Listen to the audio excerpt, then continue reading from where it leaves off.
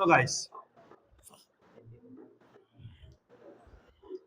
Motion, distance, displacement के अंतरों को समझने के बाद आगे चलते हैं। नेक्स्ट टॉपिक है मोशन के दो टाइप। एक होगा uniform motion and non uniform motion.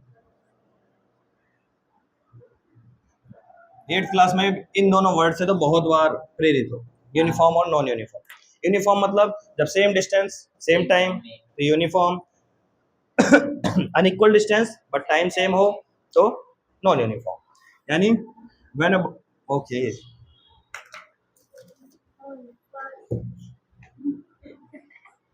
Marker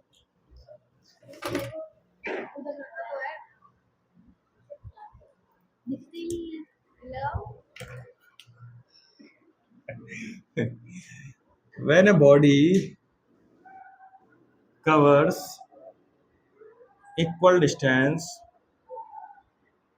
in equal interval of time, तो उसे क्या कहेंगे? Uniform motion. और वहीं पर लिखोगे when a body covers unequal distance in equal interval of time, तो वो हो जाएगा नॉन यूनिफॉर्म मोशन। एक एग्जांपल समझते हैं। एक हो गई है बढ़िया सी, क्या कुछ तो हो ही गई बढ़िया सी, पीपी। ठीक है, ये हो गई रोड। ओके, ये मान लो 5 मीटर, 10 मीटर, 15 मीटर। कार जब इनिशियल पोजीशन से स्टार्ट हुई, यानी 0 मीटर से स्टार्ट हुई, तो उसे 5 मीटर पहुंचने में मान लो लगे कितने सेकेंड? 2 सेकेंड। 10 मीटर पहुंचने पर अगले कितने टाइम लगा? फिर उससे अगले 15 पे पहुंचने में कितना टाइम लगा? 2 सेकेंड। तो इस फिगर से, इस यहाँ के केस से हम समझ पा रहे हैं क्या कि हर बार वो 5 मीटर चल रहा है और 2 सेकंड टाइम लग रहा है। यहाँ पर भी 5 मीटर चला 5 से 10 के बीच में, 2 सेकंड। यहाँ पर भी 5 मीटर चला, 2 सेकंड। तो तीनों केस में डिस्टेंस इक्वल कवर कर रहा है, टाइम भी इक्वल है, तो इस प्रकार के मोशन को क्या कहेंगे? Uniform motion. लेकिन वहीं इसका उल्टा कर दिया जाए जस्ट, कि वही कार कोई पी के इंसान गाड़ी चला रहा है, ठीक है, पीने वाला मस्ती में चलाए, जब मन आ गया तो एक्सीलेटर पे पैर धर दिया, बहुत ज्यादा लंबा डिस्टेंस कवर कर लेगा, कभी कुछ कवर कर लेगा। यानी अगर एक बार मान लो यहाँ 10 मीटर है, एक बार यहाँ 25 मीटर है, 10 मीटर चलने में उसे 2 सेकंड लगे, 25 मीटर चलने में 9, यहाँ मान लो 4 सेकंड लगे, और अगले 4 सेकंड में ये इतना चल गया। यानी इक्वल टाइम तो गैप इतना ही है, 4 और 4 सेकंड, लेकिन डिस्टेंस इस बार दोनों क्या हो गई? डिफरेंट हो गई। यानी जब अनइक्वल डिस्टेंस कोई बॉडी कवर करेगी इक्वल इंटरवल ऑफ टाइम में, तो उसको कहेंगे हम नॉन यूनिफॉर्म मोशन आहे। डिस्टेंस हम कल पढ़ चुके थे, डिस्प्लेसमेंट कल वाले टॉपिक में पढ़ चुके थे। अब आज का टॉपिक जो अगला होगा, जो बहुत ही फ्रेश टॉपिक होगा, वो है speed. Are you ready for speed? दो लो।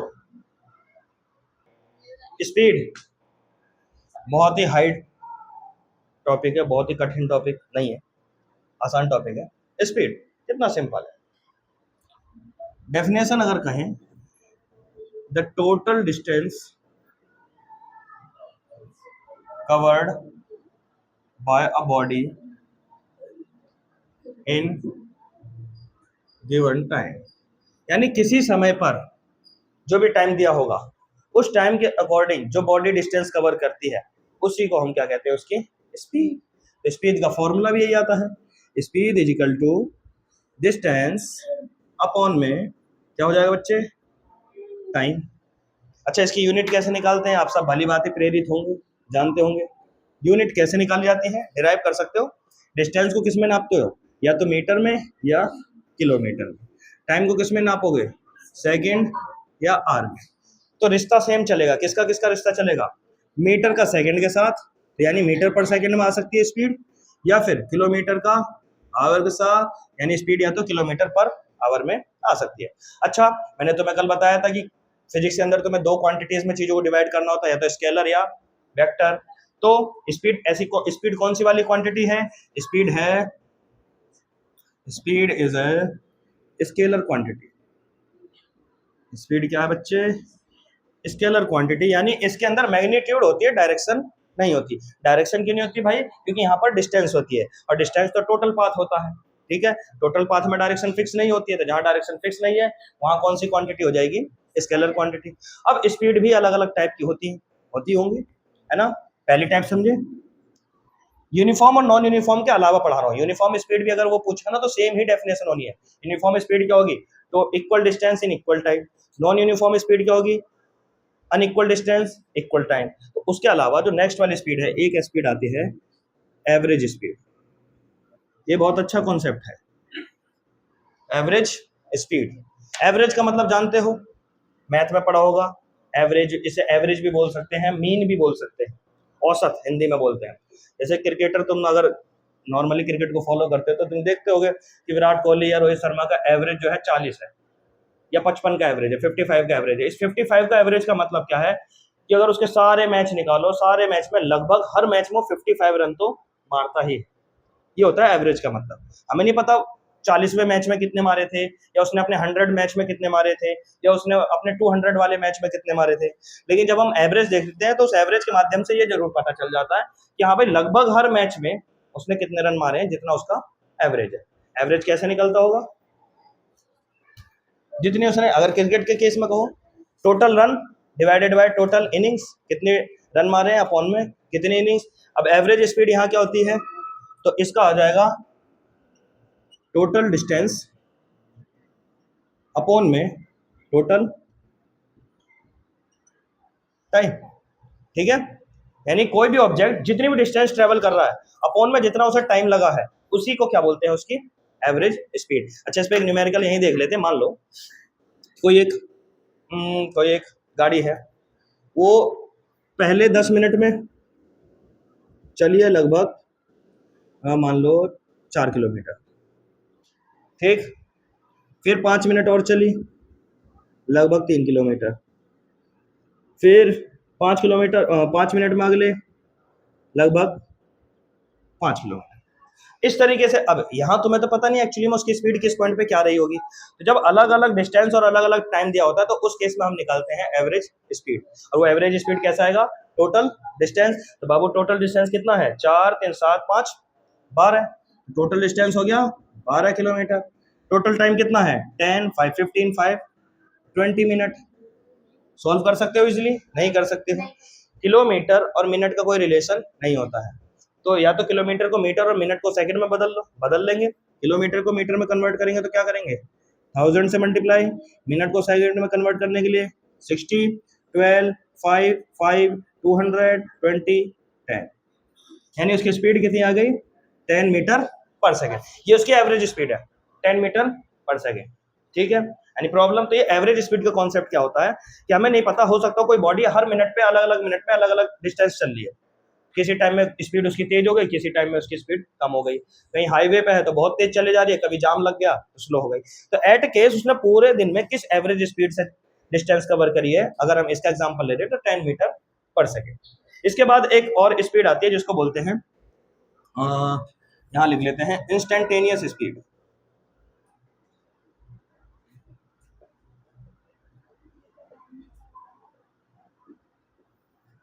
Instantaneous speed. अब ये क्या होती है? इंस्टेंट का मतलब होता है तुरंत, किसी एक पॉइंट पे, किसी एक बिंदु पर, ठीक। यानी जैसे फर्ज करो एक एग्जांपल है, मान लो वही एक गाड़ी चल रही है बढ़िया रास्ते पे, यहाँ पहुंची, 15 मीटर कवर कर चुकी है, ठीक है। 15 मीटर पर सेकंड है मान लो स्पीड। फिर उसने अपनी स्पीड बढ़ा दी, कितनी कर दी? 20 मीटर पर सेकंड। फिर जाम वाम लग गया, मान लो स्पीड कितनी हो गई? 10 मीटर पर सेकंड, ठीक है। ये पॉइंट ए है, पॉइंट बी है, पॉइंट सी है, ठीक। ये कुछ मान लो 8 सेकंड बाद थी, ये कुछ 10 सेकंड बाद थी, ये कुछ 15 सेकंड, या कुछ भी ऐसा टाइम हम ले सकते हैं। तो इंस्टेंटेनियस स्पीड से तात्पर्य ये है कि अपने पूरे डिस्टेंस के दौरान में किसी भी अगर एक पॉइंट पर रैंडमली हम हाथ रखें, या किसी भी एक पॉइंट पर रैंडमली हम टाइम देखें कि भाई इस वाले सेकंड में या इस वाले टाइम में उस व्यक्ति की, उस ऑब्जेक्ट की, उस कार की स्पीड कितनी थी। तो इस इंस्टेंट शब्द का मतलब ये होता है कि एक पॉइंट, एट ए पॉइंट पर उसकी स्पीड कितनी थी। एवरेज का तो मतलब ये हो गया कि भाई पूरी एवरेज स्पीड क्या है, जब से वो शुरू हुई लेके जब से बंद हुई तब तक के बीच का एवरेज स्पीड। लेकिन इंस्टेंटेनियस स्पीड अगर मैं ऐसे कहूँ कि भाई पॉइंट बी पर स्पीड कितनी थी, 20 मीटर पर सेकंड। पॉइंट ए पर स्पीड कितनी है? 15 मीटर पर सेकंड। पॉइंट सी पर स्पीड कितनी है? 10 मीटर पर सेकंड। और अगर एवरेज पूछेंगे तो एवरेज में क्या कर दोगे? ऐड करो, डिवाइड कर दो, टोटल टाइम जितना भी लगा है निकल जाएगा एवरेज स्पीड। तो इंस्टेंटेनियस स्पीड क्या होती है? जब एट ए टाइम किसी भी पॉइंट पर क्या पूछा जाए, उसकी स्पीड देखनी हो, उस पॉइंट को हम क्या कहते हैं? Instantaneous speed. अच्छा, कारों के अंदर स्पीड कौन दिखाता है? स्पीडोमीटर। स्पीडोमीटर का काम होता है क्या दिखाना? कार जो है कितनी स्पीड से चल रही है। कार के अंदर स्पीड मीटर पर सेकंड में होती है, किलोमीटर पर आवर में? Kilometre per hour. ओडोमीटर क्या दिखाता है? ओडोमीटर दिखाता है कि उस ऑब्जेक्ट ने डिस्टेंस कितनी ट्रेवल कर ली।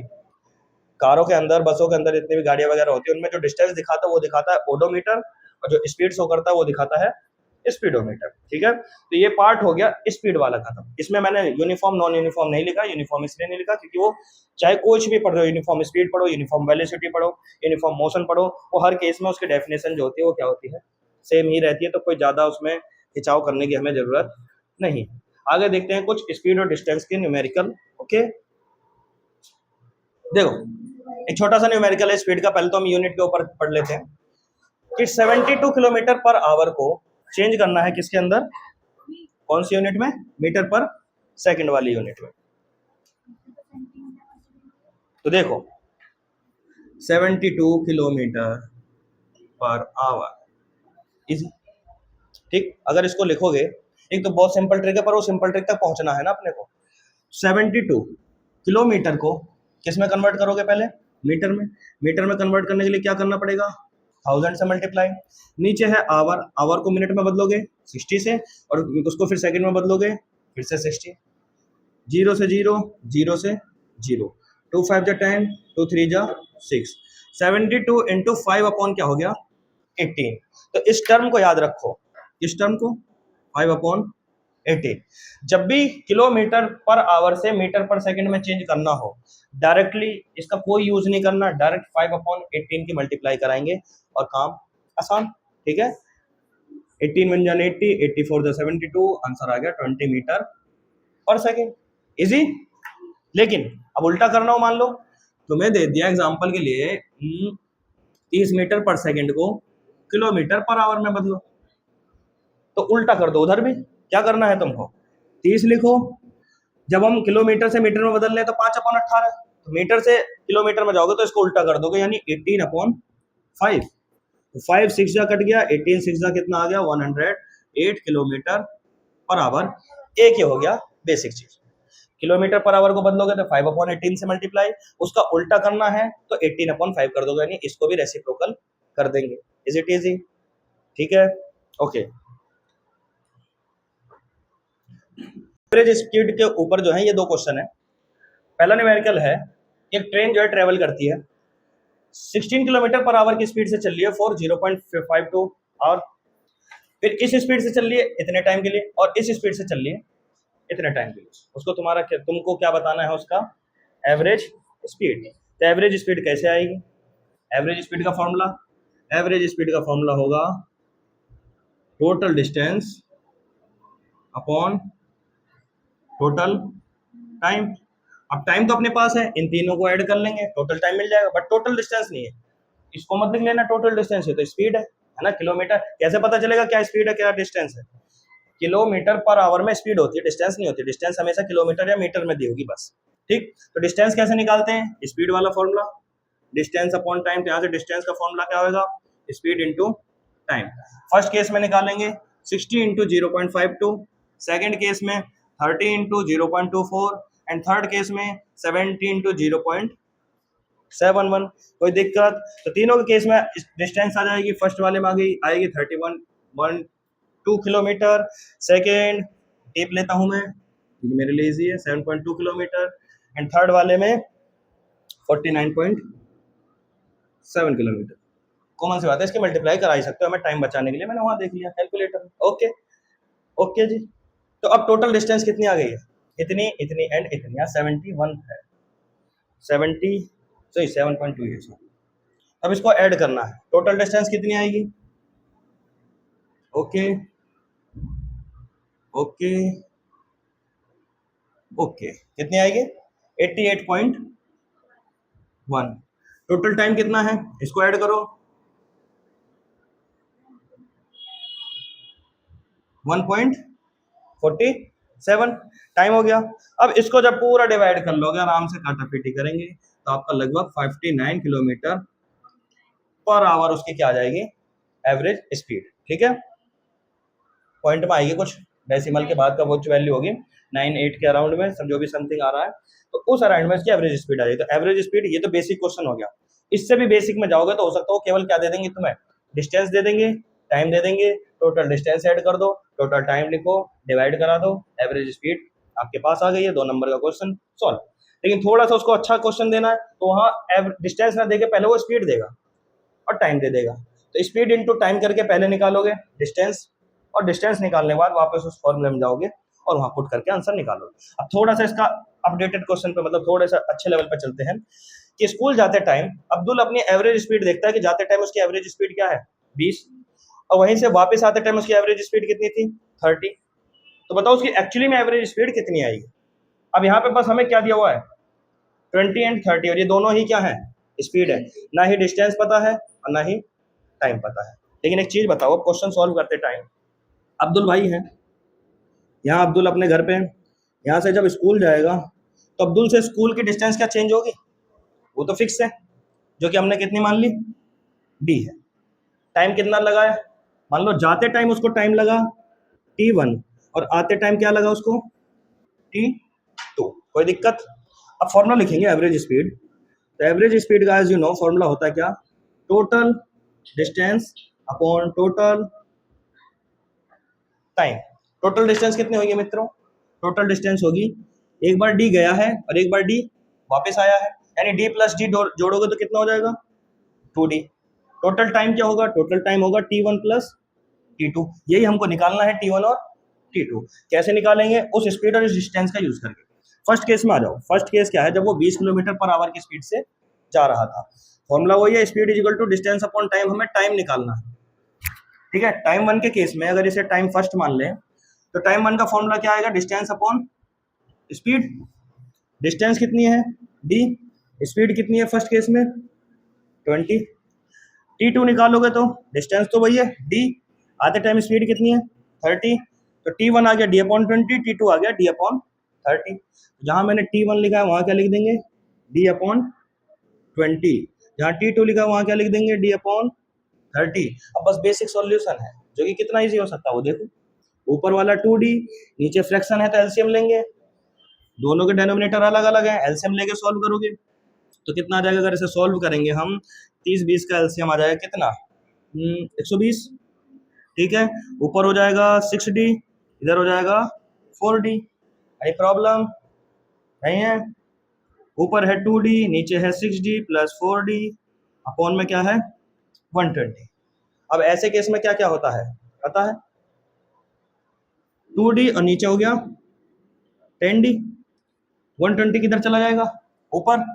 अब ये हो जाएगा इस तरीके से, 2D अपॉन 10D इंटू में 120, डी से डी कैंसल, 2 से 5 कैंसल, 5 से 120 को डिवाइड करोगे तो कितना आ जाएगा 20। और स्पीड पूरी किलोमीटर पर आवर में थी, तो ये भी किस में आएगी, kilometre per hour. I hope you have understood it very clearly, है ना। एक बार और प्लीज रिपीट कर देता हूँ, थोड़ा ध्यान से सुन लो कि अब्दुल के जाते टाइम ये स्पीड थी, आते टाइम ये स्पीड थी।